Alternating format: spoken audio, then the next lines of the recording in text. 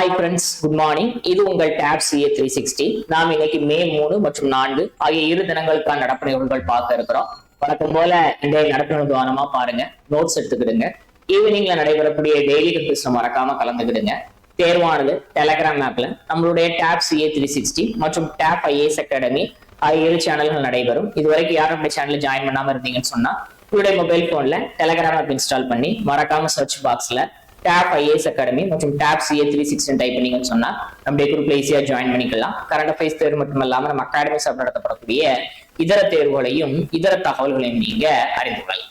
Right, நாம இந்திய நடப்பு நிகழ்வுகள்ல முதல்ல பார்க்கக்கூடிய புத்துணர்ச்சி வாக்கியம் பாத்தீங்கன்னு சொன்னா நேர்மறை சிந்தனை. சரிங்களா? அதாவது பாசிட்டிவ் தாட்ஸ். நம்ம கிட்ட எப்பவுமே பாத்தீங்கன்னு சொன்னா நம்மளால முடியும், எந்த ஒரு காரியத்தை நம்மளால செய்ய முடியும், இன்னும் பல்வேறு விஷயங்கள்ல நம்ம நேர்மறை சிந்தனையோட இருக்கணும் அப்படின்னு சொன்னா உங்கள் மனநிலையை வடிவமைக்கும், உங்கள் வாழ்க்கை மாற்றம் நேர்மறை சிந்தனை உதவுகிறது அப்படிங்கிறத பாக்குறேன். அதனால எப்பவுமே நாம என்ன செய்யணும் அப்படின்னு சொன்னா ஒரு நேர்மறையான சிந்தனையோட இருக்கணும். அப்படி இருக்கும்போது நம்மளுடைய எடுத்த காரியங்கள் எல்லாத்தையுமே நம்ம என்ன பண்ணணும் அப்படின்னு சொன்னா வெற்றி பெறுவோம் அப்படிங்கிறத நாம இந்த இடத்துல பார்க்கணும். சரிங்களா?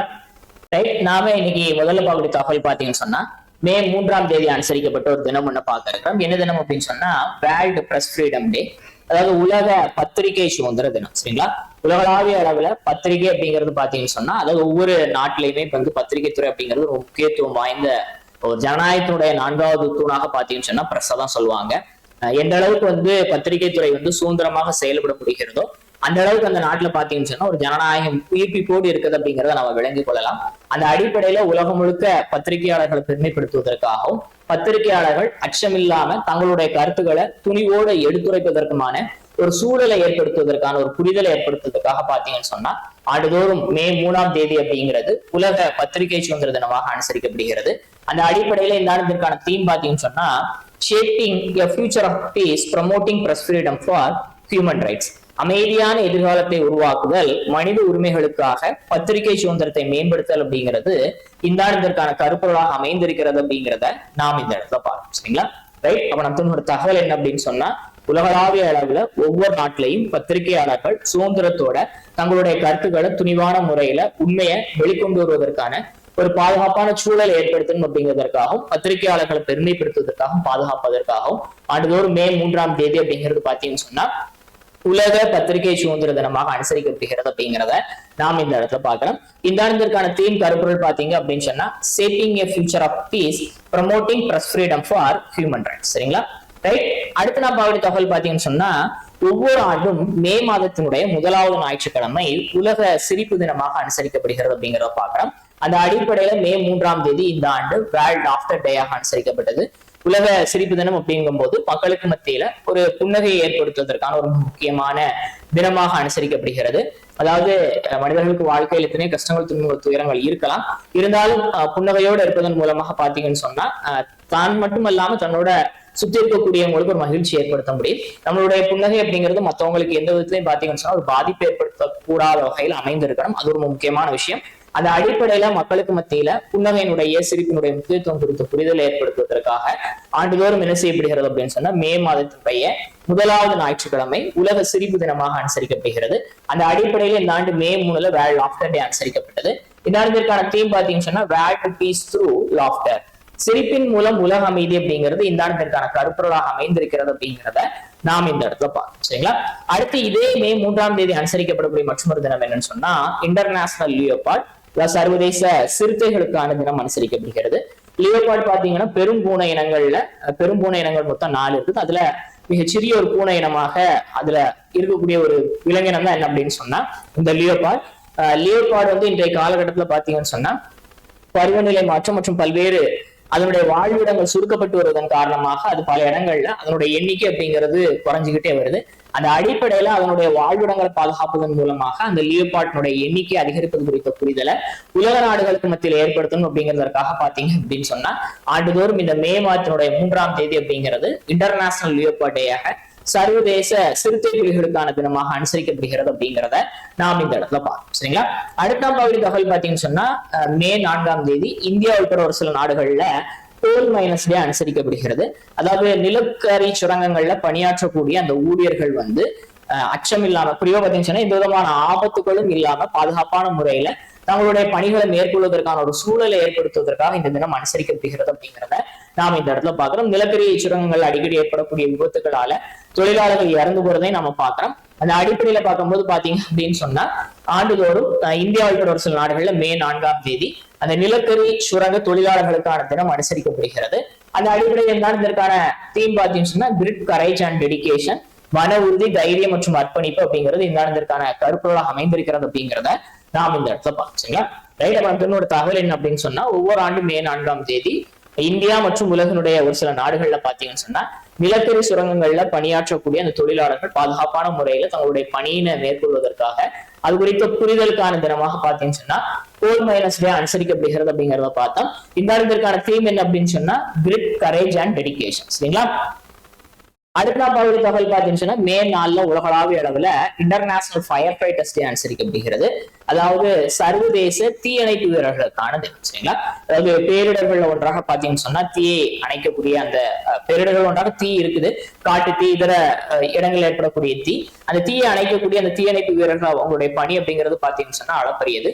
சில நேரங்களில் தீ அணைக்கக்கூடிய பணிகள்ல அவங்க தங்களுடைய உயிரை கொடுக்க வேண்டிய ஒரு சூழலும் ஏற்படுகிறது. அந்த அடிப்படையில தீயணைக்கக்கூடிய பணிகள்ல ஈடுபட்டு இருக்கும் போது உயிர் நீத்த அந்த தீயணைப்பு வீரர்களை நினைவுறுவதற்காக என்ன செய்யப்படுகிறது அப்படின்னு சொன்னா ஆண்டுதோறும் இந்த மே 4ஆம் தேதி அப்படிங்கிறது சர்வதேச தீயணைப்பு வீரர்களுக்கான தினமாக அனுசரிக்கப்படுகிறது அப்படிங்கிறத நாம் இந்த இடத்துல பார்க்கணும். சரிங்களா. ரைட். அப்புறம் ஒரு தகவல் என்ன அப்படின்னு சொன்னா தீயணைப்பு துறையில பணியாற்றக்கூடிய அந்த தீயணைப்பு வீரர்களை பெருமைப்படுத்துவதற்காகவும் அதே போல தீயணைப்பு துறையில பணியாற்றும் போது உயிரிழந்த அந்த வீரர்களை நினைவுறுவதற்காகவும் ஆண்டுதோறும் மே 4ஆம் தேதி அப்படிங்கிறது பாத்தீங்கன்னு சொன்னா சர்வதேச தீயணைப்பு வீரர்களுக்கான தினமாக அனுசரிக்கப்படுகிறது அப்படிங்கிறத நாம் இந்த இடத்துல பார்க்கணும். சரிங்களா. அடுத்த பகுதி தகவல் பாத்தீங்கன்னு சொன்னா அகழ்வாயுல கண்டெடுக்கப்பட்ட ஒரு சில பொருட்கள் கீழடி காலத்திற்கு முற்பட்டவையாக இருக்குது அப்படிங்கிற தகவல் வெளியாக இருக்குது அப்படிங்கிறத நாம் இந்த இடத்துல பார்க்கணும். ஏற்கனவே தமிழ்நாட்டுல கீழடியில கண்டெடுக்கப்பட்ட பொருட்கள் பாத்தீங்கன்னு சொன்னா ரொம்ப தொன்மையான பழமையான பொருட்களாக இருக்குது. அதையும் தாண்டி பழமையான பொருட்கள் ஒரு சில இங்க கிடைச்சிருக்கு அப்படிங்கிறதான் பாக்குறோம். அது எங்க சார் அப்படின்னு சொன்னா கோயம்புத்தூர்ல பூல்வப்பட்டி அப்படிங்கக்கூடிய பகுதியில மோளப்பாளையம் அப்படிங்கிற ஒரு கிராமம் இருக்குது. அங்க மூலக்காடு அப்படிங்கக்கூடிய ஒரு பகுதி இருக்கு. இந்த பகுதியில தஞ்சை பல்கலைக்கழகம், தமிழ் பல்கலைக்கழகத்தினுடைய கடல்சார் தொல்லியல் மற்றும் பண்டைய கால வரலாற்றுத்துறை பேராசிரியர்கள் மற்றும் மாணாக்கர்கள் கூட என்ன பண்றாங்க அப்படின்னு சொன்னா 2021 ஏற்கனவே அகழாய்வு பணிகளை மேற்கொண்டிருக்கிறாங்க. அடுத்த 2024 அகழாய்வு பணிகளை மேற்கொண்டிருக்கிறாங்க. இப்ப 2026 3ஆம் கட்ட அகழாய்வு பணிகள் என்ன பண்ணிட்டு இருக்கிறாங்கன்னு சொன்னா செஞ்சுக்கிட்டு இருக்கிறாங்க. இத்தகைய சூழ்நிலையில அவங்க ஏற்கனவே கண்டெடுக்கப்பட்ட பொருட்கள் இருக்கு இல்லையா, அந்த பொருட்களை கார்பன் டேட்டிங் அனுப்பியிருக்கிறாங்க காலக்கணிப்புக்கு. அப்படி காலக்கணிப்புக்கு போயிட்டு வந்த அந்த பொருட்கள் தான் பாத்தீங்க அப்படின்னு சொன்னா கீழடிக்கும் முந்தைய காலகட்டத்தை சார்ந்த பொருட்களாக இருந்திருக்கிறது அப்படிங்கிறத நாம் இந்த இடத்துல பார்க்கணும். அதுல ஒரு சில முக்கியமான பொருட்கள் பார்த்தோம்னா கடல் சங்கு, மணிகள் மற்றும் புலி வீடு. சரிங்களா. இது போக பாத்தீங்கன்னு சொன்னா 2 சிறார்களுடைய எலும்பு கூடுகளும் கண்டறியப்பட்டிருக்குது. அதுபோக ஆடு, மாடு மற்றும் காண்டாமிருகத்தினுடைய எலும்புகளும் என்ன செய்யப்பட்டிருக்கு அப்படின்னு சொன்னா இந்த பகுதிகளில் கண்டெடுக்கப்பட்டதாக அந்த ஆய்வாளர்கள் சொல்லியிருக்கிறாங்க. அது போக பாத்தீங்கன்னு சொன்னா அரவை கற்கள், அதாவது மாமிசத்தை சமைச்சு சாப்பிடுவதற்கோ இல்ல தங்களுக்கு தேவையான தானியங்களை அரைத்து சாப்பிடுவதற்கோ ஆன அந்த அரவை கற்கள் மற்றும் தானியங்களும் என்ன செய்வதற்கு அப்படின்னு சொன்னா கண்டெடுக்கப்பட்டிருக்கு அப்படிங்கிறத பாக்குறோம். இந்த பகுதி அப்படிங்கிறது புதிய கற்காலத்தை சார்ந்த மக்களுடைய வாழ்விடமாக இருந்திருக்கலாம்னு சொல்லி ஆராய்ச்சியாளர்கள் கருதுதாங்க. குறிப்பா பாத்தீங்கன்னு சொன்னா கிமு 1600 முதல் கிமு 200 இடைப்பட்ட காலத்துல உள்ள மக்கள் இந்த பகுதிகளில் வாழ்ந்திருக்கலாம் அப்படிங்கறது என்ன பண்றாங்கன்னு சொன்னா தொல்லியல் ஆய்வாளர்கள் கண்டறிஞ்சிருக்கிறாங்க அப்படிங்கிறத நாம் இந்த இடத்துல பாக்குறோம். இந்த கார்பன் டேட்டிங் அந்த காலக்கணிப்பு மூலமாக நம்ம என்ன தெரிஞ்சுக்கலாம் அப்படின்னு சொன்னா கீழடிக்கும் உட்பட்ட காலத்தை சார்ந்த மக்கள் இங்க வாழ்ந்திருக்கிறாங்க அப்படிங்கிற தகவல் நம்ம கிடைக்கப்பட்டிருப்பதாக அந்த தொல்லியல் துறையினர் தெரியப்படுத்தி இருக்கிறாங்க அப்படிங்கிறத நாம் இந்த இடத்துல பார்க்கணும். சரிங்களா. ரைட். அப்ப நம்ம தன்னோட தகவல் என்ன அப்படின்னு சொன்னா கோயம்புத்தூர்ல பூல்வப்பட்டி அப்படிங்கக்கூடிய ஒரு ஏரியா, அந்த ஏரியாவில மோளப்பாளையம் அப்படிங்கிற ஒரு கிராமம் அமைஞ்சிருக்குது. அந்த கிராமத்துல மூலக்காடு அப்படிங்கக்கூடிய ஒரு பகுதி இருக்குது. இந்த பகுதியில தஞ்சாவூரை சார்ந்த தமிழ் பல்கலைக்கழகத்தினுடைய கடல்சார் தொல்லியல் மற்றும் பண்டைய கால வரலாற்றுத்துறை பேராசிரியர் மற்றும் மாணாக்கர் குழு என்ன பண்றாங்கன்னு சொன்னா இதற்கு முன்னால 2 கட்டங்களாக அகழாய்வு நடத்தி நிறைய தொல்லியல் பொருட்களை கண்டெடுத்திருக்கிறாங்க. அதுபோக இப்ப 3ஆவது கட்ட அகழாய்வு பணிகளையும் அவங்க செஞ்சுக்கிட்டு இருக்கிறாங்க. இத்தகைய சூழ்நிலையில அங்கு கண்டெடுக்கப்பட்ட பொருட்கள் பாத்தீங்கன்னு சொன்னா கார்பன் வயது கணிப்பிற்காக டேட்டிங்காக அனுப்பப்பட்டதுல அந்த பொருட்கள், அதாவது குறிப்பா பாத்தீங்கன்னு சொன்னா சங்கு வளையல்கள், கடல் சங்கு, மணிகள் மற்றும் புலி வீடுகள் இதெல்லாம் பாத்தீங்கன்னு சொன்னா கீழடிக்கும் உட்பட்ட காலத்தை சார்ந்தவாக இருக்கலாம் சொல்லி ரிப்போர்ட் கிடைச்சிருக்குது. அது போக பாத்தீங்கன்னு சொன்னா இங்க ஏற்கனவே இதற்கு முன்னால பாத்தீங்கன்னு சொன்னா மனிதர்களுடைய 2 குழந்தைகளுடைய எலும்புக்கூடுகள், அதுபோக விலங்கினுடைய எலும்புகள், தானியங்கள் அறப்பதற்கான அந்த அரவை கற்கள், அதுபோக தானியங்கள் போன்ற விஷயங்களும் இதற்கு முன்னால் என்ன செய்யப்படும் சொன்னா கண்டறியப்பட்டிருக்குது. இந்த பகுதி அப்படிங்கிறது புதிய கற்கால மக்களுடைய வாழ்விடமாக இருக்கலாம் சொல்லி நம்பப்படுகிறது. தோராயமா பாத்தீங்கன்னு சொன்னா கிமு 1600 இருந்து கிமு 200 கிடைப்பட்ட காலத்தை சார்ந்த மக்கள் வந்து இந்த பகுதிகளில் வசித்திருக்கலாம் அப்படின்னு சொல்லி இந்த தொல்லியல் ஆய்வாளர்கள் கண்டுபிடிச்சிருக்கிறாங்க அப்படிங்கிறதையும் நாம் இந்த இடத்துல பார்க்கணும். சரிங்களா? அடுத்து நாம நியமனம் பார்க்கிறோம். அதுல முதல்ல பார்க்கும்போது பாத்தீங்கன்னு சொன்னா RBI ரிசர்வ் வங்கியினுடைய துணை ஆளுநராக ஒருத்தர் நியமிக்கப்பட்டிருக்கார் அப்படிங்கிறத நாம் இந்த இடத்துல பார்க்கணும். சரிங்களா? 1934ஆம் ஆண்டினுடைய சட்டத்தின்படி பாத்தீங்கன்னு சொன்னா ரிசர்வ் பேங்க் ஆஃப் இந்தியாவுக்கு வந்து ஒரு ஆளுநர், அவர் கீழே வந்து 4 துணை ஆளுநர்கள் இருக்குன்னு சொல்லப்படுகிறது. அந்த அடிப்படையில ஏற்கனவே 4 ஆளுநர்கள் இருந்தாங்க. அதுல ஒருத்தர் வந்து இப்ப ரிட்டையர்ட் ஆயிருக்கிறாரு. அவருக்கு பதிலாக புதிதாக வேற ஒருத்தர் நியமிக்கப்பட்டிருக்கிறார் அப்படிங்கிறத பாக்குறேன். யார் ரிட்டையர்ட் ஆயிருக்காங்க அப்படின்னு சொன்னா டி ரவிசங்கர். சரிங்களா?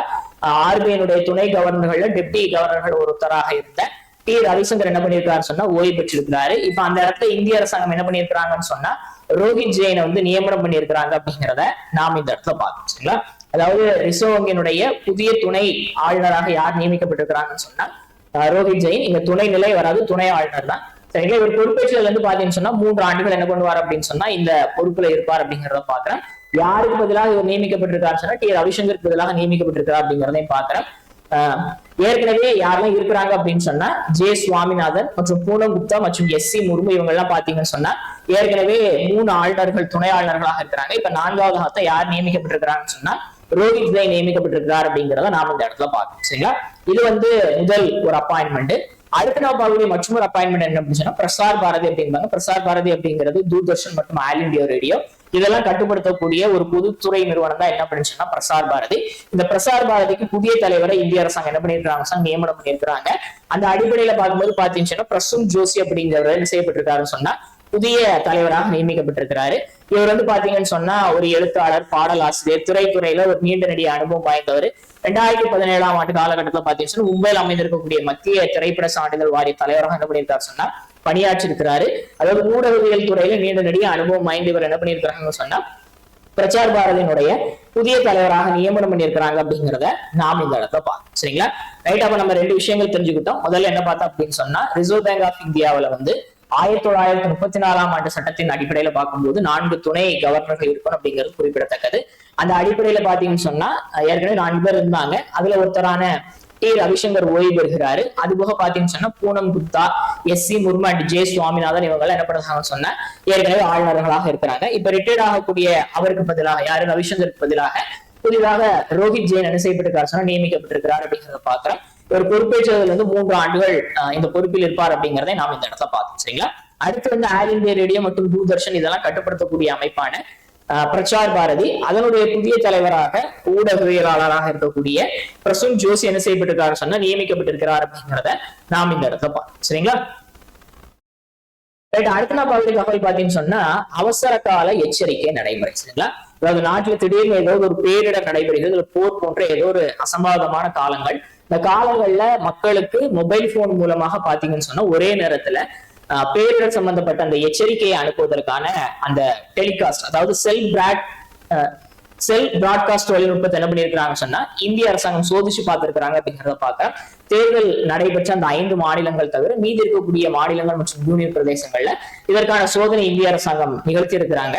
அதாவது உங்க செல்போன் வந்து அது வந்து சைலண்ட்ல இருந்தாலும் இல்ல இன்டர்நெட் பயன்படுத்தாம இருந்தாலோ இல்ல நீங்க டு நாட் டிஸ்டர்ப் அப்படிங்கிற சர்வீஸ் ஆக்டிவேட் பண்ணிருந்தாலுமே பாத்தீங்கன்னு சொன்னா இந்த மெசேஜ் உங்களுக்கு வரும். மெசேஜ் எப்படி வரும்னு சொன்னா ஒரு சாதாரண டெக்ஸ்ட் மெசேஜ் எப்படி வருமோ அது போல வரும். அப்படி இந்த மெசேஜ் வரும்போது பாத்தீங்கன்னு சொன்னா உங்களுடைய மொபைல் ஸ்கிரீன் வந்து லைட் எரியும். அது போக பாத்தீங்கன்னு சொன்னா பீப் சவுண்ட் கொஞ்சம் அதிகமாவே கேட்கும். அந்த மாதிரி ஒரு எச்சரிக்கையை என்ன பண்ணிருக்காங்க சொன்னா அது வைப்ரேட் ஆகி என்ன பண்ண அப்படின்னு சொன்னா லைட்டு வைப்ரேட் திரும்ப பாத்தீங்கன்னு சொன்னா சவுண்டும் வரும். இந்த மாதிரி ஒரு செட்டப் என்ன பண்ணிருக்காங்கன்னு சொன்னா அந்த செல் பிராட்காஸ்ட் தொழில்நுட்பத்தை வந்து இந்திய அரசாங்கம் சோதிச்சு பார்த்திருக்கிறாங்க அப்படிங்கிறத நாம் இந்த இடத்துல பார்க்கணும். சரிங்களா? அதாவது பேரிடர் சமயத்துல மக்களுக்கு ஒரே நேரத்துல அனைத்து தரப்பட்ட மக்களுக்கும் அதாவது குரூப் வாட்ஸ்அப் குரூப்பா மெசேஜ் அனுப்பும் இல்லையா, அந்த மாதிரி செல்போன் டவர்ஸ் மூலமா என்ன பண்றாங்க அப்படின்னு சொன்னா மொத்தமா ஒரே நேரத்தில் ஒரு ஏரியால இருக்கக்கூடிய எல்லா தரப்பட்ட மக்களுக்கும் அந்த மெசேஜ் அனுப்புறது, அதை சோதிச்சு பார்த்திருக்கிறாங்க அப்படிங்கறத நாம இந்த இடத்துல பாக்குறோம். சரிங்களா? இதற்கு முன்னால தமிழ்நாடு கவர்மெண்ட் கூட சில நேரங்கள்ல பாத்தீங்கன்னு சொன்னா இந்த வெள்ளப்பெருக்கு, புயல் மழை போன்ற நேரங்கள்லயுமே பொதுமக்களுக்கு என்ன பண்ணாங்க அப்படின்னு சொன்னா ஒரே நேரத்தில் மெசேஜ் வரத மாதிரி அனுப்பினாங்க இல்லையா? அதே மாதிரியான ஒரு தொழில்நுட்பம் தான் நாம இதுல எடுத்துக்கோம். சரிங்களா? அவசர காலம் மற்றும் இயற்கை பேரிடர்கள் தொடர்பாக மக்களை முன்கூட்டியே நேரடியாக எச்சரிக்கும் வகையில கைபேசி வழி அவசர கால எச்சரிக்கை நடைமுறை இந்தியாவில அறிமுகப்படுத்தப்பட்டிருக்கு அப்படிங்கிறத பாக்குறோம். நான் சொன்னது போல எலெக்ஷன் நடைபெற்ற மாநிலங்கள் தவிர மீதி இருக்கக்கூடிய மாநிலங்கள் மற்றும் யூனியன் பிரதேசங்கள் அதற்கான சோதனையை இந்திய அரசாங்கம் செஞ்சு பார்த்திருக்கிறாங்க அப்படிங்கிறத பாக்குறோம். இதுக்கு பேரு செல் பிராட்காஸ்ட் தொழில்நுட்பம். இணைய நெட்வொர்க் இணைப்பு இல்லாட்டாலும் பாத்தீங்கன்னு சொன்னா உங்களுக்கு எச்சரிக்கை செய்தி கிடைக்கும்.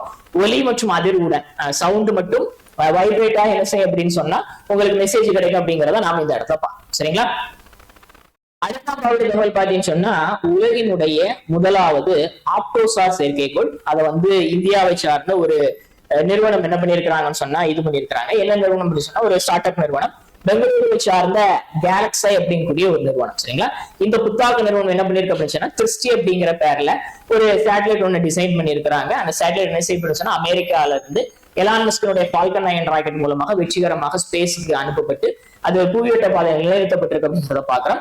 உலகினுடைய முதலாவது ஆப்டோசார் தொழில்நுட்பம் அப்படிங்கிறத பாக்குறோம். சரிங்களா?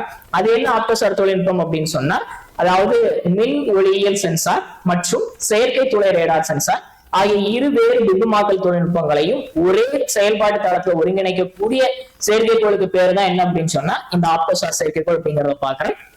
அதாவது சூரிய ஒளி பிரகாசமாக இருக்கக்கூடிய காலகட்டமாகவும் இருக்கட்டும், இல்ல காலநிலையில ஏற்படக்கூடிய அந்த மங்கலான ஒரு சூழலாக இருக்கட்டும், இந்த ரெண்டு சூழ்நிலைகள்லயுமே பாத்தீங்கன்னு சொன்னா புகைப்படங்களை மிக தெளிவாக மக்கள் மற்றும் ராணுவ பயன்பாட்டுக்காக எடுத்துறக்கூடிய ஒரு புவி கண்காணிப்பு செயற்கைக்கோளாகத்தான் பாத்தீங்கன்னு சொன்னா இந்த திருஷ்டி என்ன செய்யப்பட்டிருக்கு அப்படின்னு சொன்னா ஸ்பேஸுக்கு அனுப்பப்பட்டிருக்கிறது அப்படிங்கிறத நாம் இந்த இடத்துல பார்க்கணும். சரிங்களா? அதாவது இரட்டை பயன்பாட்டு புவி கண்காணிப்பு செயற்கைக்கோள். சரிங்களா? அதாவது பொதுமக்களுக்கு தேவையான தகவல்களையும் கொடுக்கும், ராணுவத்துக்கு தேவையான தகவல்களையும் கொடுக்கும். அந்த அடிப்படையில பாதுகாப்பு, வேளாண்மை, பேரிடர் மேலாண்மை, கடல்சார் கண்காணிப்பு போன்ற எல்லா தகவல்களும் நமக்கு கிடைக்கப்பெறும். அனைத்து காலநிலைகள்லையும் பாத்தீங்கன்னு சொன்னா இது இயங்கக்கூடிய வகையில வடிவமைக்கப்பட்டு அந்த நிறுவனம் சார்பில் வடிவமைக்கப்பட்டு இது அமெரிக்காவில இருந்து ஃபால்கன் 9 ராக்கெட் மூலமா வெற்றிகரமாக விண்ணுக்கு அனுப்பப்பட்டு இருக்கிறது அப்படிங்கிறத நாம் இந்த இடத்துல பார்க்கணும். சரிங்களா? ரைட். நமக்கு ஒரு தகவல் என்னன்னு சொன்னா இந்தியாவினுடைய தனியார் நிறுவனங்கள்ல ஒன்றான கேலக்ஸை உலகினுடைய முதலாவது ஆப்டோசார் என அழைக்கப்படக்கூடிய கிறிஸ்டி செயற்கைக்கோள் என்ன பண்ணிருக்கிறாங்கன்னு சொன்னா அமெரிக்கால இருந்து ஃபால்கன் 9 ராக்கெட் மூலமாக வெற்றிகரமாக விண்ணுக்கு அனுப்பி இருக்கிறாங்க அப்படிங்கிறத நாம இந்த இடத்துல பாக்குறோம். அந்த அடிப்படையில பார்க்கும்போது பாத்தீங்கன்னு சொன்னா அதாவது இருவேறு பிம்பமாக்கல் தொழில்நுட்பங்களை ஒரே செயல்பாடு தளத்துல இணைக்கக்கூடிய வகையில் ஒருங்கிணைக்கக்கூடிய வகையில இந்த ராக்கெட் ஆனது இந்த செயற்கைக்கோளானது வடிவமைக்கப்பட்டிருக்குது. மின் ஒளியியல் சென்சார் மற்றும் செயற்கை துளை ரேடார் சென்சார் இந்த ரெண்டே ஒன்னா என்ன பண்ணிருக்கிறாங்க இது பண்ணிருக்கிறாங்க. இந்த மின் ஒளியியல் சென்சார் மூலமாக சூரியன் பிரகாசமாக இருக்கும் போதும் சரி, இந்த செயற்கை துளை ரேடார் மூலமாக அதாவது அந்த சென்சார் மூலமாக பாத்தீங்கன்னு சொன்னா ஒரு மங்கலான அதாவது ஒரு தெளிவில்லாத நேரத்திலையும் சரி என்ன பண்ணலாம் அப்படின்னு சொன்னா நம்ம தகவல்களை புவிய வந்து ரொம்ப க்ளோஸா வாட்ச் பண்ணி போட்டோஸ் எடுத்து நமக்கு தேவைப்படக்கூடிய தகவல்களை பெற முடியும் அப்படிங்கிறத நாம இந்த இடத்துல பாக்குறோம். ராணுவம் மற்றும் மக்கள் ஆகிய ரெண்டு பேரும் பயன்படுத்தக்கூடிய வகையில இது ஒரு லேட்டஸ்டான ஒரு புவி கண்காணிப்பு செயற்கைக்கோளாக செயல்படும் அப்படிங்கிறதையும் நாம் இந்த இடத்துல சரிங்களா? அடுத்த தகவல் பாத்தீங்கன்னு சொன்னா மேட்ரிட் ஓபன் டென்னிஸ் போட்டி. இதுல வந்து மகளிருக்கான ஒற்றையர் பிரிவுல வந்து உக்ரைன் நாட்டினுடைய மார்த்தா கொஸ்டிக் என்ன பண்ணிருக்காங்கன்னு சொன்னா தன்னுடைய இறுதிப் போட்டியில ரஷ்யாவுடைய மிர்ரா ஆண்ட்ரீவாவை தோற்கடித்து சாம்பியன் பட்டத்தை கைப்பற்றிருக்கிறாங்க. முதல் முறையாக WTA 1000 புள்ளிகள் கொண்ட ஒரு போட்டியில அவங்க பெற்றக்கூடிய முதலாவது பட்டமாக இது அமைந்திருக்கிறது அப்படிங்கிறத நாம் இந்த இடத்துல பாத்தீங்களா? அதே போல ஆடவருக்கான பிரிவுல பாத்தீங்கன்னு சொன்னா உலகினுடைய நம்பர் 1 வீரர்கள் ஒருத்தரான இத்தாலியுடைய ஜானிஸ் தன்னுடைய இறுதிப் போட்டியில ஜெர்மனுடைய அலெக்சாண்டர் சொரவை தோற்கடித்து என்ன பண்ணிருக்காருன்னா சாம்பியன் பட்டத்தை கைப்பற்றிருக்கிறாரு. இதன் மூலமாக பாத்தீங்க அப்படின்னு சொன்னா 1000 புள்ளிகள் கொண்ட மாஸ்டர்ஸ் போட்டியில தொடர்ந்து அடுத்தடுத்த 5 போட்டிகள் அவர் என்ன பண்ணிருக்காரு சொன்னா வின் பண்ணி இருக்கிறார் அப்படிங்கிறத பாக்குறேன்.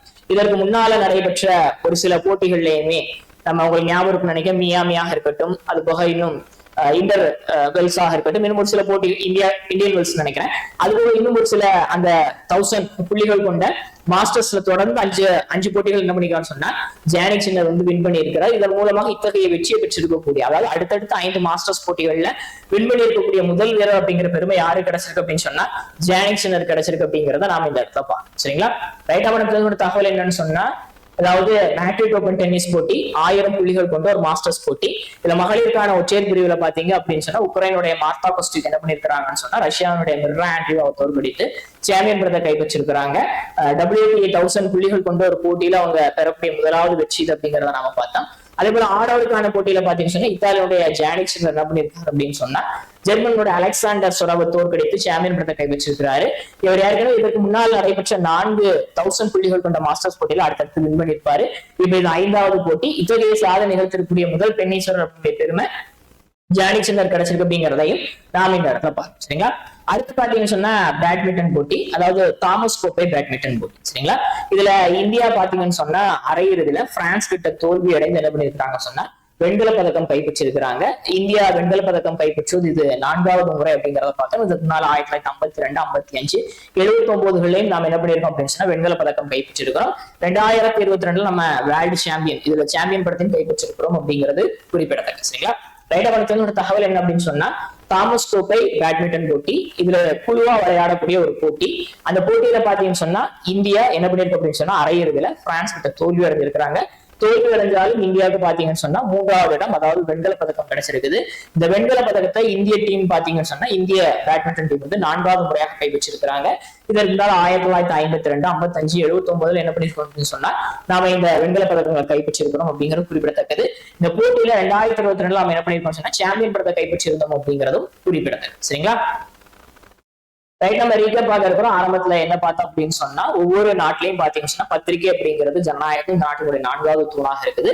அந்த அடிப்படையில பத்திரிகையாளர்கள் வந்து ஒரு சுதந்திரத்தோட ஒரு அச்சமின்றி தங்களுடைய கருத்துக்களை தெரியப்படுத்துவதற்கான ஒரு மிக முக்கியமான நிகழ்வாக பத்திரிகையாளர்களை பாதுகாப்பதற்கான ஒரு மிக முக்கியமான நிகழ்வான உலக பத்திரிகை சுதந்திர தினம் ஆண்டுதோறும் மே 3ஆம் தேதி அனுசரிக்கப்படுகிறது அப்படிங்கிறத பார்த்தோம். இந்த ஆண்டிற்கான தீம் என்ன அப்படின்னு சொன்னா shaping a future of peace, promoting press freedom for human rights. அமைதியான எதிர்காலத்தை உருவாக்குதல், மனித உரிமைகளுக்காக பத்திரிகை சுதந்திரத்தை மேம்படுத்துச்சுங்களா. அதே போல ஒவ்வொரு ஆண்டு மே மாதத்தினுடைய முதலாவது ஞாயிற்றுக்கிழமை பார்த்தீங்கன்னு சொன்னா உலக சிரிப்பு தினமாக அனுசரிக்கப்படுகிறது. அந்த அடிப்படையில் இந்த ஆண்டு மே 3ஆம் தேதி வேர்ல்ட் லாஃப்டர் டே அனுசரிக்கப்படும். இந்த ஆண்டிற்கான தீம் என்ன அப்படின்னு சொன்னா வேர்ல்ட் பீஸ் த்ரூ லாஃப்டர். சரிங்களா? அதுபோக லியோபார்ட் சிறுத்தை புலிகள் பெரும் பூனை இனங்கள்ல 4வது ஒரு இனம். அந்த 4ல ஒரு சிறிய இனமாக இருக்கக்கூடிய இனம் என்ன அப்படின்னு சொன்னா இந்த லியோபார்ட். இந்த லியோபார்டுகளுடைய வாழ்விடங்கள் சுருக்கப்பட்டு வருகிறது. இது அதிகமாக வேட்டையாடப்படுகிறது. அதுல இருந்து அதை பாதுகாக்கணும் அப்படிங்கிறதுக்காக ஆண்டுதோறும் மே 3ஆம் தேதி இன்டர்நேஷனல் லியோபார்ட் டே அனுசரிக்கப்படுகிறது அப்படிங்கிறத நாம இந்த இடத்துல பார்த்தோம். அடுத்து இந்தியா மற்றும் ஒரு சில நாடுகள்ல பாத்தீங்கன்னு சொன்னா நிலக்கரி சுரங்கங்களை பணியாற்றக்கூடிய தொழிலாளர்களை பாதுகாப்பதற்காக கோல் மைனஸ் டே ஆண்டுதோறும் மே 4ஆம் தேதி அனுசரிக்கப்படுகிறது. இந்த ஆண்டிற்கான தீம் பாத்தீங்கன்னு சொன்னா கிரிட், கரேஜ் அண்ட் டெடிகேஷன். சரிங்களா? அடுத்து பாத்தீங்கன்னு சொன்னா உலகளாவிய அளவில் தீயணைப்பு துறையில் பணியாற்றக்கூடிய தீயணைப்பு வீரர்களை பாதுகாப்பதற்காகவும் பெருமைப்படுத்துவதற்காகவும் பணியின் போது உயிர் நீத்த வீரர்கள் நினைவு கூறுவதற்காகவும் ஆண்டுதோறும் மே 4ஆம் தேதி இன்டர்நேஷனல் ஃபயர் ஃபைட்டர்ஸ் டேயாக அனுசரிக்கப்படுகிறது அப்படிங்கிறத நாம் இந்த இடத்துல பார்த்தோம். சரிங்களா? அடுத்து பாத்தீங்கன்னு சொன்னா கோவை மாவட்டத்தில் அமைந்திருக்கக்கூடிய பூவலுப்பட்டியில மூலப்பாளையம் அப்படிங்கக்கூடிய ஒரு கிராமத்துல மூலக்காடு அப்படிங்கக்கூடிய ஒரு பகுதி இருக்குது. அந்த பகுதியில தஞ்சை தமிழ் பல்கலைக்கழகத்தினுடைய கடல்சார் தொல்லியல் மற்றும் பண்டைய கால வரலாற்று துறை என்ன பண்ணியிருக்காங்கன்னு சொன்னா இதற்கு முன்னால 2021, 24 வந்து அகழ்வாய்வுகள் நடத்தியிருக்கிறாங்க. இப்ப 2026 3ஆம் கட்ட அகழ்வாய்வு பணிகளை மேற்கொண்டு இருக்கிறாங்க. 2 கட்டங்களாக நடைபெற்ற அகழ்வாய்வுகள் நிறைய பொருட்கள் கண்டறியப்பட்டிருக்குது. அந்த பொருட்களை இப்போ நம்ம கால கணிப்பு மெத்தட்ல பார்க்கும்போது கார்பன் டேட்டிங் பண்ணி பார்க்கும்போது பாத்தீங்கன்னு சொன்னா அதனுடைய வயது அப்படிங்கிறது சற்றேறக்குறைய கிலோவிற்கும் முந்தைய ரொம்ப தொன்மையானது அப்படிங்கிறது கண்டறியப்பட்டிருக்குது. அந்த அடிப்படையில பாத்தீங்கன்னு சொன்னா கடல் சங்கு, மணிகள், புலிவீடுகள் போன்ற அந்த பொருட்கள் தான் அந்த கீழடி இந்த காலகட்ட சார்ந்த அப்படிங்கிறத பார்க்கிறோம். அதுபோக பாத்தீங்கன்னா பல்வேறு விலங்கினங்களுடைய எலும்புகள் எல்லாம் கண்டறியப்பட்டு காண்டாமிருகத்தினுடைய எலும்பு துண்டோட அங்க கிடைச்சிருக்கு அப்படிங்கிறது குறிப்பிடத்தக்கது. அதுபோக 2 குழந்தைகளுடைய எலும்பு கூடுகளும் கண்டறியப்பட்டிருக்குது. அதுபோக பாத்தீங்கன்னு சொன்னா தானியங்கள் அரைப்பதற்கான அரவை கற்கள் மற்றும் தானியங்களும் கண்டெடுக்கப்பட்டிருக்குது. இந்த பகுதி அப்படிங்கிறது பாத்தீங்கன்னு சொன்னா புதிய கற்கால மக்களுடைய வாழ்விடமாக இருந்திருக்கலாம் சொல்லி நம்பப்படுகிறது. அதுபோல இங்க இருக்கக்கூடிய அந்த மக்களுடைய ஏஜ் அது எவ்வளவு தொன்மையானவங்க அப்படி எடுத்துக்கிட்டோம் அப்படின்னு சொன்னா கிமு 1600 கிமு 200 இடைப்பட்ட காலத்தில் உள்ள மக்கள் இங்கு வாழ்ந்திருக்கலாம் சொல்லி நம்பப்படுகிறது அப்படிங்கிறதையும் நாம் இந்த இடத்துல பாத்தீங்களா. அடுத்து ரிசர்வ் பேங்க் ஆஃப் இந்தியாவில பாத்தீங்கன்னா ஒரு ஆளுநர், அவருக்கு 4 துணை ஆளுநர்கள் இருப்பாங்க, டெப்டி கவர்னர்ஸ். 1934ஆம் ஆண்டு சட்டத்தின்படி அது நடைமுறையில் இருக்குது. அந்த அடிப்படையில 4 ஆளுநர்களான ரவிக்குமார் என்ன பண்ணிருக்காரு, ரவிசங்கர் என்ன பண்ணிருக்காருன்னா ஓய்வு பெற்றிருக்கிறாரு. அதை தொடர்ந்து புதிய ஆளுநராக பாத்தீங்கன்னா ரோஹித் ஜெயின் நியமிக்கப்பட்டிருக்கிறாரு. இவர் பொறுப்பேற்கக்கூடிய நாள் 3 ஆண்டுகள் வந்து இந்த பொறுப்புல இருப்பாரு. அதுபோக ஒரு 3 பேர் ஏற்கனவே அந்த துணை ஆளுநராக இருக்கிறாங்க. யாருன்னு சொன்னா J Swaminathan, Poonam Gupta and SC. Murmu. சரிங்களா?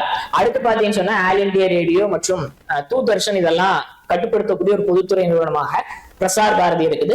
இந்த பிரசார் பாரதியினுடைய புதிய தலைவராக பார்த்தீங்கன்னு சொன்னா ஊடகவியலாளர், எழுத்தாளர், பாடலாசிரியராக இருக்கக்கூடிய பிரசூன் ஜோஷி நியமிக்கப்பட்டிருக்கிறார். இவர் 2014 மும்பையில் அமைந்திருக்கிற மத்திய திரைப்பட சான்றிதழ் வாரியத்துடைய தலைவராக பொறுப்பில் இருந்தார் அப்படிங்கிறது குறிப்பிடத்தக்கது. சரிங்களா? அடுத்த தகவல் பாத்தீங்கன்னு சொன்னா பேரிடர் காலகட்டங்கள்ல மக்களுக்கு மொபைல் போன் மூலமாக பேரிடர் சம்பந்தப்பட்ட எச்சரிக்கையை விடுப்பதற்கான அந்த செல் பிராட்காஸ்ட் தொழில்நுட்பத்தை இந்திய அரசாங்கம் என்ன பண்ணிருக்காங்கன்னு சொன்னா ஒரு 30க்கும் மேற்பட்ட மாநிலங்கள் மற்றும் யூனியன் பிரதேசங்கள்ல சோதிச்சு பார்த்திருக்காங்க அப்படிங்கறத பாக்குறோம். உங்க மொபைல் போன்ல இன்டர்நெட் கனெக்ஷன் இல்லைனாலும் டெக்ஸ்ட் மெசேஜ் வர்ற மாதிரி இந்த மெசேஜ் வரும். அப்படி மெசேஜ் வரும்போது பாத்தீங்கன்னு சொன்னா ரொம்ப பயங்கரமா சவுண்ட் இருக்கும், அது போக வைப்ரேட்டும் ஆகும். அந்த அடிப்படையில பாத்தீங்கன்னு சொன்னா ஒரே நேரத்துல பலதரப்பட்ட மக்கள் குழுக்களுக்கும் என்ன பண்ணலாம் அப்படின்னு சொன்னா பேரிடர் குறித்த எச்சரிக்கையை நம்ம அனுப்ப முடியும். அந்த அடிப்படையில அதற்கான சோதனையை முதல் கட்டமாக வெற்றிகரமா என்ன பண்ணிருக்காங்கன்னு சொன்னா இந்திய அரசாங்கம் சோதிச்சு பார்த்திருக்கிறாங்க அப்படிங்கிறத நாம இந்த இடத்த பார்த்தோம். சரிங்களா? அடுத்து பாத்தீங்கன்னு சொன்னா உலகினுடைய முதலாவது ஆப்டோசார் செயற்கைக்கோளை இந்தியாவை சார்ந்த, அதாவது ஒரு புத்தாக்க நிறுவனமான ஸ்டார்ட் அப் நிறுவனமான கேலக்ஸ் ஐ பெங்களூரை சார்ந்தது. அவங்க திருஷ்டி அப்படிங்கிற பேர்ல உலகினுடைய முதலாவது ஆப்டோ ஸ்டார் செயற்கைக்கோளை உருவாக்கி இருந்தாங்க. அது அமெரிக்காவில கலிபோர்னியால எலான் மஸ்கினுடைய ஃபால்கன் ராயன் ராக்கெட் மூலமாக ஸ்பேஸுக்கு அனுப்பியிருக்காங்க. புவி வட்டப்பாதை நிலைநிறுத்தப்பட்டிருக்குது. ஆப்டோசார் அப்படிங்கிறது என்ன அப்படின்னு சொன்னா மின் ஒளியியல் சென்சார் மற்றும் செயற்கைத்துறை ரேடார் சென்சார் ஆகிய இரு வேறு பிம்பமாக்கல் தொழில்நுட்பங்களையும் ஒரே செயல்பாட்டு தளத்துல ஒருங்கிணைக்கக்கூடிய செயற்கைக்கோள் தான் என்ன சொல்றாங்கன்னு சொன்னா ஆப்டோசார்னு சொல்றாங்க. அதாவது சூரிய ஒளி பிரம்மாண்டமாக இருக்கக்கூடிய காலகட்டமாக இருக்கட்டும், இல்ல ஒளி கம்மியாக இருக்கக்கூடிய அனைத்து காலநிலைகள்லையும் துல்லியமான புகைப்படங்கள் எடுத்து என்ன பண்ணும் அப்படின்னு சொன்னா இது நமக்கு தரும். இது ஒரு புவி கண்காணிப்பு எர்த் அப்சர்வேஷன் சேட்டலைட். குறிப்பா பாத்தீங்கன்னா இரு பயன்பாடு, அதாவது ஒண்ணு பொதுமக்களுக்கும் பயன்படக்கூடிய வகையில போட்டோஸ் எடுத்து கொடுக்கும், மிலிட்டரிக்கு தேவைப்படக்கூடிய போட்டோஸும் எடுத்து கொடுக்கும். அந்த அடிப்படையில பாத்தீங்கன்னு சொன்னா ஒரு இரட்டை பயன்பாட்டு புவி கண்காணிப்பு செயற்கைக்கோளாக இது செயல்படும் அப்படிங்கிறத நாம் இந்த இடத்த பார்த்தோம். பாதுகாப்பு, வேளாண்மை, பேரிடர் மேலாண்மை, கடல்சார் கண்காணிப்பு போன்ற பல்வேறு நிகழ்வுகளுக்காக நம்ம இதை என்ன பண்ண முடியும் பயன்படுத்த முடியும் அப்படிங்கிறது குறிப்பிடத்தக்கது. சரிங்களா? அடுத்து மேட்ரிட் ஓபன் டென்னிஸ் போட்டியில ஆடவருக்கான உச்சேர் பிரிவுல இத்தாலியனுடைய ஜானிக் என்ன பண்ணிருக்காரு, ஜெர்மனோட அலெக்சாண்டர் ஸ்லோவ் தோற்கடித்து சாம்பியன் பட்டம் கைப்பற்றிருக்கு. இவர் ஏற்கனவே இதற்கு முன்னால நடைபெற்ற 4000 புள்ளிகள் கொண்ட மாஸ்டர்ஸ் போட்டியிலையும் வின் பண்ணி இருந்தாரு. இது 5000 புள்ளிகள் கொண்ட மாஸ்டர்ஸ் போட்டி. இதுல அவர் என்ன பண்ணியிருக்காரு சொன்னா வின் பண்ணியிருக்கிறாரு. இதன் மூலமாக பாத்தீங்க அப்படின்னு சொன்னா இத்தகைய சாதனை நிகழ்த்தக்கூடிய முதலாவது டென்னிஸ்வர் அப்படிங்கிற பேர் ஜானிக் சின்னர் கிடைச்சிருக்குது. மகளிருக்கான பிரிவுல பாத்தீங்கன்னு சொன்னா முதல் முறையாக உக்ரைனுடைய மார்த்தா குஸ்டுக் என்ன பண்ணிருக்காங்கன்னு சொன்னா தன்னுடைய இறுதி போட்டியில ரஷ்யாவினுடைய மிரா ஆண்ட்ரீவாவை தோற்கடித்து 1000 புள்ளிகளுடைய ஒரு WTA போட்டியில ஃபர்ஸ்ட் டைம் அவங்க சாம்பியன் பட்டத்தை கைப்பற்றிருக்காங்க அப்படிங்கிறத நாம் இந்த இடத்துல பார்த்தோம். சரிங்களா? அடுத்த தகவல் பாத்தீங்கன்னு சொன்னா தாமஸ் கோப்பை பேட்மிண்டன் போட்டி. இதுல அரையிறுதியில இந்தியா என்ன பண்ணிருச்சுன்னா பிரான்ஸ் கிட்ட தோல்வி அடைஞ்சிருக்காங்க. இதன் மூலமாக இந்தியாவுக்கு 3வது இடம், அதாவது வெண்கல பதக்கம் கிடைச்சிருக்குது. இந்த வெண்கல பதக்கத்தை இந்தியா 4வது முறையாக இந்த போட்டியில வின் பண்ணி இருக்கு அப்படிங்கிறது குறிப்பிடத்தக்க. இது 1952, 55 மற்றும் 79 என்ன பண்ணிருக்கிறோம் சொன்னா நம்ம கைப்பற்றிருக்கிறோம். அது போக 2022 நம்ம இந்த போட்டியில சாம்பியன் பட்டம் கைப்பற்றிருக்கிறோம் அப்படிங்கிறது குறிப்பிடத்தக்க. சரிங்களா? இன்றைய நடப்பு நிகழ்வுகள் உங்களுக்கு பயனளிக்கக்கூடிய வகையில் இருக்கிறது நினைக்கிறேன். இந்த வீடியோ உங்களுக்கு பிடிச்சிருன்னு சொன்னா லைக் பண்ணுங்க, ஷேர் பண்ணுங்க, சப்ஸ்கிரைப் பண்ணுங்க. மறக்காம ஈவினிங்ல நடைபெறக்கூடிய டெய்லி கண்டெக்ட்ஸ்ல கலந்துக்கிடுங்க. உங்களுக்கு வேலைகள் கமெண்ட்ஸ் கமெண்ட் பாக்ஸ்ல பதிவிடுங்க. தேங்க்யூ.